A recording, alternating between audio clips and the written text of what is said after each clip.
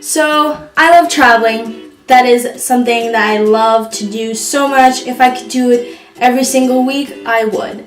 But there's some things I don't like about traveling, about planes, and about the people that run those airlines. So one thing that I notice on planes is if you're sleeping and it's time for food to come along, no one will wake you up. Not your neighbor because they want to be polite. They won't wake you up to tell you there's some food coming. So if you wake up like an hour after, everybody's eating their food and you don't get a chance to eat until the next snack time or whatever, which kind of sucks. And I know that people are trying to be nice and not wake you up, but I'm like, dude, it's food. Wake me up. I will not be mad because you woke me up for food. Honestly. If you're sitting beside a family member, it's different because they might wake you up and be like, hey, there's some food, you can wake up now. But if you're sitting beside a stranger, they definitely won't nudge you and be like, yo, what's up, there's some food, because they don't know you, you don't know them, so it's kind of awkward. When it came to directions for getting from terminal to terminal, that was the absolute worst. I had to travel on my own to get to Italy, and from place to place, people would just be the worst to give me directions. I'd be like, hi, I'd like to get to this terminal, how do I get there? They'd be like, yeah, just go that way and it's gonna be on your left or something. And I would, stupid me, I would just start walking. I'm like, okay, thank you, and I just started walking, and then all of a sudden I look, I'm like, okay, I don't see this terminal, what was this person talking about? And I just would have wished that people would have been a lot more helpful and been like, hey, I'll walk you there. I'm actually not doing anything, I'm just standing here so I can help you and bring you to where you need to go.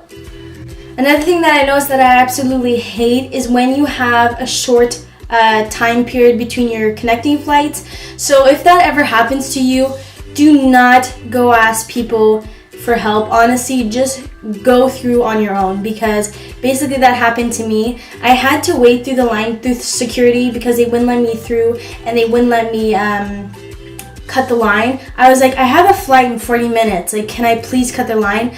I actually stayed in that line for 30 minutes and I had to go through another security after that, and I was like, hey, I really need to skip this line. I'm gonna miss my flight. And the guy was like, sorry, we can't do that. It's there's other people who have flights too. I'm like, okay, my flight's very soon, so why can't I skip the line? And I found it very rude because I was like, I'm paying for this and you guys are not letting me through, and it's gonna be me ending up paying for another flight to get out of here. So what ended up happening with that, I did miss my flight, but thank God the plane I was on before was actually delayed by a bit, so I was able just to go and book another flight for later, and I didn't have to wait that long. I just had to wait an hour, but it did happen for other people that were on the plane with me. This guy had to wait another 6 hours for his next flight because he missed his other one, and I felt so bad because I was like, I'm pretty lucky I got a flight that was just an hour later, and some people probably have to wait a while because wherever they're going, there's not flights every hour, every 2 hours kind of thing. So that was one thing that really annoyed me, and I think they should really improve on. This is more of a tip for parents. I don't suggest you bring little kids on the plane unless they are a little older, because most of the time they do cry, they do complain, they make a lot of noise, and it bothers other passengers on the plane, and it does prevent some people to sleep. It did happen to me a couple months ago where I was on a plane with my friends, and we were all trying to sleep and we couldn't sleep because there was a kid crying and crying and crying for hours, and the kid did not stop at all.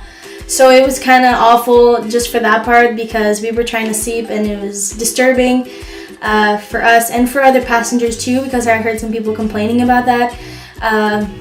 Yeah, I don't know. I'm not saying don't bring kids on the plane, ban it for kids, but I'm just saying it's kind of annoying when you hear a crying kid and you're trying to sleep. So also one thing that happened to me, my luggage was late because one of my flight was delayed, so I ended up being on another plane. So my luggage had arrived 3 hours later after I had already arrived at my destination, which was kind of annoying. And when I went to ask at the lost and found for luggage and stuff, the girl was like, yeah, your luggage should already be there, and I was like, it's actually not there, and she's like, well, I don't know where it is, and I was like, that's not funny, I actually want to know. Later on, my uncle came and helped me and spoke to the people, and one of the guys was able to figure out that my luggage was only coming 3 hours later. So I went to the house that we were staying at, and then later we went back to the airport to pick up my luggage, and we still had some issues. The girl was like, yeah, we can't let you in, like it's like we're closed right now. I was like, someone told us to come back for my luggage, like I want it tonight. It was just kind of a hassle. I was kind of glad that I was able to get it the same day, because it does sometimes happen where they lose your luggage and then you don't get it for like a week, and it's like you're stuck like without your stuff for like a whole week, and that's kind of annoying. It did happen to my aunt, my cousin, and my uncle. They lost their luggage when we were coming back home. None of their luggage showed up, and when they were asking the airline, they didn't seem like they really care. Like, we were asking them, hey, where's the luggage? And they're like, oh, we're not exactly sure. And it didn't seem like they were actually caring about it. And that's one thing that really annoyed me about the people working at the airports, because they didn't seem to care about the luggage that much. And it was like, we have important stuff in it. And basically all they cover is $500 per suitcase. And it doesn't cover the value of anything. Like, honestly, like, you could have precious things inside your suitcase and it doesn't cover like half of it, honestly. Like, $500 is not a lot for everything that most people bring in their suitcases to go on a trip for like a month or 2 weeks, you know? So this video did really sound negative and like, don't travel, it's terrible. It is really fun traveling, okay? So if I just discourage you to travel, I'm very sorry. That is not what I want to say. There are just some things that happened to me while I was traveling, and they weren't very good experiences that I wanted to point out with you guys. There are some things that can happen. You can lose your luggage, you can miss your flight. Like, those are things that can happen while you're traveling, and you can't really control that. But it's to take in the experience and learn from it. Basically now I feel like I'm an expert on traveling because I've already lost my luggage, I've already missed a flight, I'm able to get from terminal to terminal without asking anybody anymore, because I kind of know how to redirect myself and how to look for things and all that. So that's really important to do, especially when you're traveling alone. If you're traveling with family, it's easier because there's someone else who's like, okay, that's where we need to go. But if you're traveling alone, you take care of yourself, you take care of everything you need to do, and that's really the important thing. So, tell me where you guys have traveled before. I have traveled in Switzerland, Italy, Paris, well, France and Paris anyways. Same thing, but like, you know what I mean. Germany. Yeah, those are the 5 places I've been. I also went to like South Carolina when I was like 3 or 6 or something like that. I was really young, so it doesn't really count to me because I don't remember anything about it, but it's really cool experiences, guys. If you get the chance to ever travel, either with your school or with your family or on your own, take the chance because it is really fun. You get to experience new things and it's really a beautiful experience.